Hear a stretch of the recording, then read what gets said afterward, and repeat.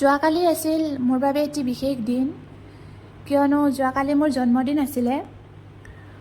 জন্মদিন বুলিলে ছোৱালী থকাৰ পৰা প্ৰায়ে সময় উলিয়াই এপাক মন্দিৰৰ পৰা আহোঁৱে। আৰু আজি মই ওলালোঁ আমাৰ ওচৰতে থকা শিৱ মন্দিৰটোলৈ। সৰু থাকোঁতে জন্মদিন বুলি যে কিমান হেঁপাহ আছিল। জন্মদিনৰ মাহটো আৰম্ভ হোৱাৰ পৰাই মনত বহুত ফূৰ্তি লাগি আছিল। কিন্তু এতিয়া যে আৰু জন্মদিনৰ ইমান উৎসাহ নোহোৱাই হ'ল।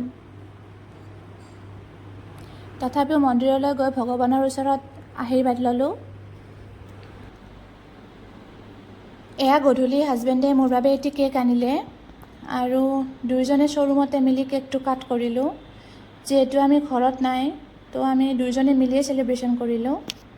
আৰু বাৰ্থডে বুলি হাজবেণ্ডে ক'লে যে ডিনাৰটো বাহিৰতে কৰিম, তো দুয়ো ৰাতি নলবাৰীলৈ ওলালোঁ।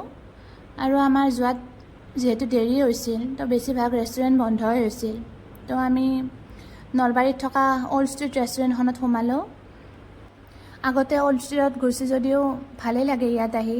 ইয়াৰে ইণ্টেৰিয়ৰটো বহুত ধুনীয়া হয় আৰু ইয়াৰ ষ্টাফখিনিও বহুত হাম্বল হয়। আৰু আমি এনেদৰে খানা অৰ্ডাৰ কৰি খোৱা লোৱা শেষ কৰি অলপমান ফটো ছেশ্যন কৰিলোঁ।